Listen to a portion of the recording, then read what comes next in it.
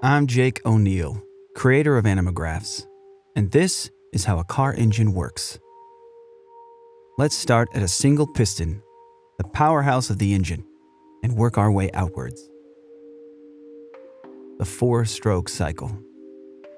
When a piston travels to the end of its range, whether up or down, that's a stroke. Car engines use a four-stroke cycle, and it goes like this. First, intake. The piston descends, sucking an air-fuel mixture into the cylinder through the intake port, with both intake valves open. Next, compression. With all valves closed, the piston comes back up, compressing the fuel and air mixture for more powerful combustion. Then, the power stroke. An electrical spark ignites the compressed fuel and air mixture, and the resulting combustion forces the piston to the bottom of the cylinder again. A connecting rod transfers this power to the crankshaft. Finally, exhaust. The piston comes back up, pushing the spent mixture out through open exhaust valves and the exhaust port, connecting multiple pistons. For smooth power delivery, pistons take turns firing. The firing order for this engine is 1, 3, 4, 2. Camshafts with specially shaped cams push spring-loaded valves open in turn.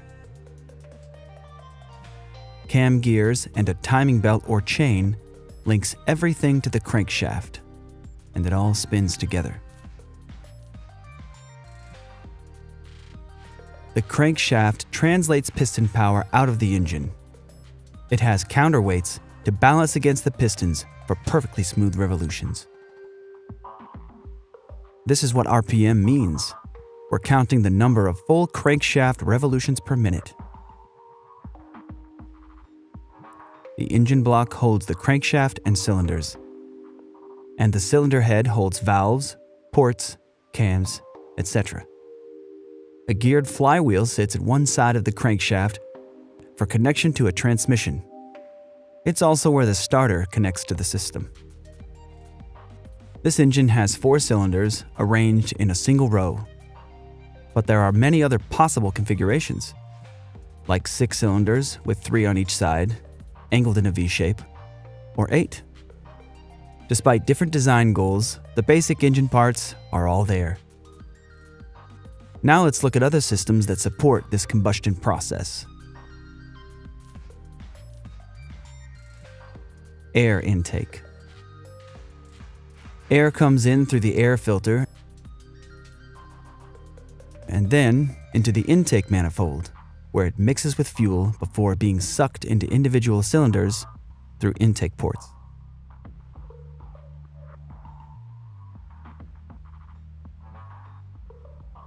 Fuel. The fuel pump carries gas from the tank through a fuel filter to the engine, where fuel injectors emit a precisely timed spray of gas into the intake port.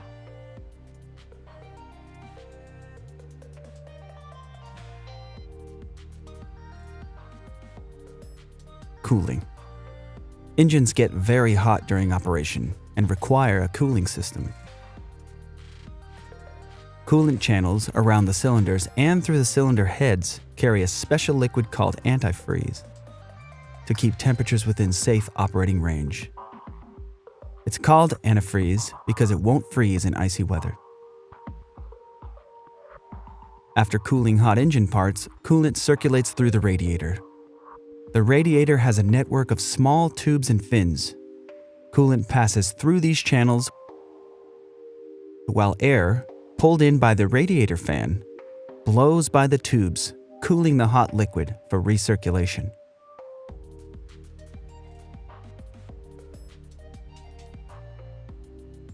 A water pump keeps the coolant system flowing and properly pressurized. The thermostat regulates coolant temperature by either routing coolant back through the engine or to the radiator for further cooling. electrical. The spark plug delivers the electrical spark that ignites the fuel-air mixture for combustion. The metal core is insulated from the outer metal casing with porcelain. The spark jumps between these conductive surfaces.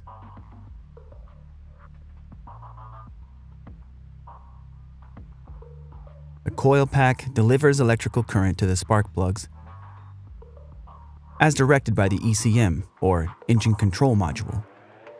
The ECM is a computer that directs many core engine functions like spark timing, valve open and close timing, air-to-fuel ratio, etc. The alternator works like a power generator, converting the engine's mechanical energy into electricity to charge the battery or run other electrical systems while the engine is running. The battery provides power to the starter for engine start. Oil. Motor oil is used to lubricate, clean, prevent corrosion, improve sealing, and cool the engine by carrying heat away from moving parts.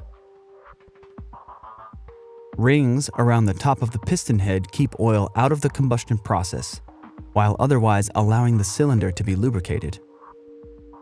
Oil galleries are channels through the engine block and cylinder head that carry oil to various engine parts.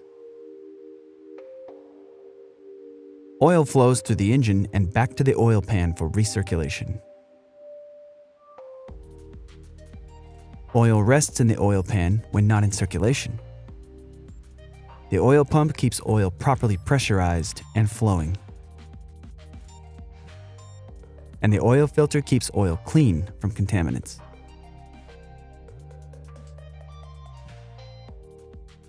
Exhaust.